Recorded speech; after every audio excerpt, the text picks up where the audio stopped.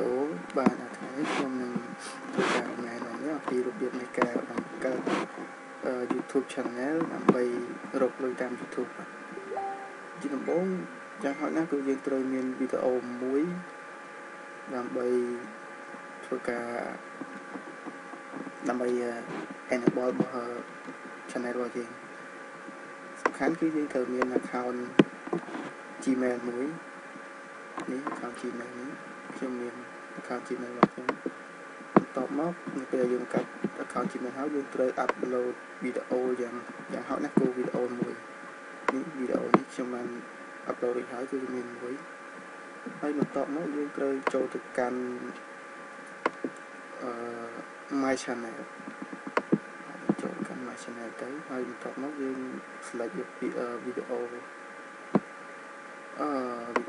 manager យើងនឹងឃើញវីដេអូរបស់យើងមានមួយនេះហើយពេលនេះគឺយើងមិនទាន់អាច monetize បានទេព្រោះថាយើងមិនទាន់ enable របស់វាគឺយើងអាច monetize ដើម្បីឲ្យយើងរកលុយបានទេដូច្នេះយើងត្រូវចូលទៅកាន់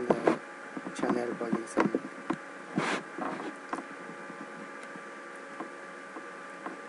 នេះកន្លែង monetization នេះគឺយើងមិនទាន់បាន enable ទេអញ្ចឹងគឺយើងអាចរកលុយបានទេ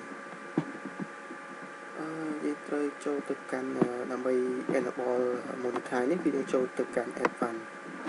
ហើយខ្ញុំសូមប្រាប់ចំណុចមួយដែលជាចំណុចសារៈសំខាន់បំផុតនោះគឺ YouTube គឺវាមិនអនុញ្ញាតឲ្យយើងរកលុយទេនៅក្នុងប្រទេសយើងដូច្នេះយើងត្រូវដូរពីប្រទេសរបស់យើងដូរទៅកាន់ប្រទេសផ្សេងឥឡូវនេះខ្ញុំសូមដូរទៅកាន់អាមេរិកណា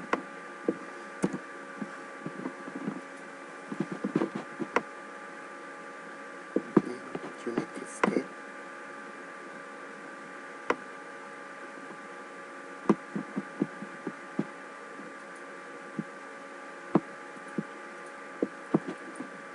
តោះមកយើងត្រូវចុចយកពាក្យ save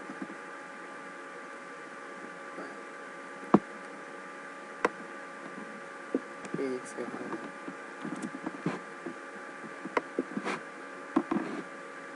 នេះបងប្អូនបន្ទាប់ពី save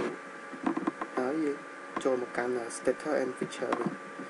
ដល់ពេលនោះយើងនឹងឃើញកន្លែង monetization នេះវាឲ្យយើង enable ហើយយើងចុចយកពាក្យ enable មកបាទបន្ទាប់មកយើងចុចយកពាក្យ enable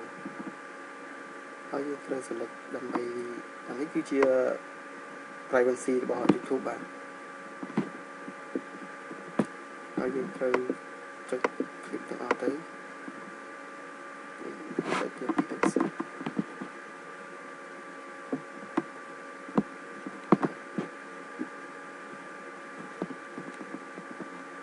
ហើយនេះគឺជាប្រភេទនៃ advertisement ដែលវាappear នៅលើវីដេអូរបស់យើងដែលយើងបាន upload ចូលទៅក្នុង channel របស់យើងយើងអាច click ទាំងអស់ទៅនេះគឺវាបង្ហាញ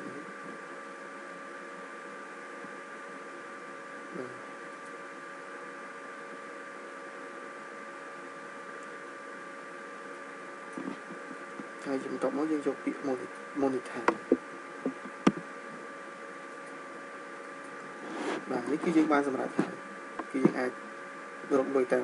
យើងចុចពាក្យកត់ទៅហើយយើងនឹងទៅមើលវីដេអូរបស់យើងម្ដងទៀតនេះវានឹងចេញរូបដុល្លារនេះបាទហើយបន្ទាប់មកយើង select tick វាហើយយើងចុចយកពាក្យ action ហើយយើងយកពាក្យ monetize ហើយវានឹងធ្វើការ review វីដេអូរបស់យើងថាតើវីដេអូរបស់យើងនេះត្រូវនឹងលក្ខខណ្ឌរបស់ YouTube ឬក៏អត់នៅពេលដែលវាត្រូវនឹងលក្ខខណ្ឌវានឹងបង្ហាញថាកន្លែងសញ្ញាដុល្លារនេះនឹងមានពាក្យ monetize គឺបាន monetize វាបាទបាទនេះគឺជារបៀបនៃការបង្កើត channel របស់យើងដែលយើងអាច upload វីដេអូរបស់យើងទៅគឺយើងអាចរកលុយតាមវីដេអូរបស់យើងបាទអស់ហើយបាទសូមអរគុណដល់អ្នកទាំងអស់គ្នាដែលបានមើល clip វីដេអូរបស់ខ្ញុំ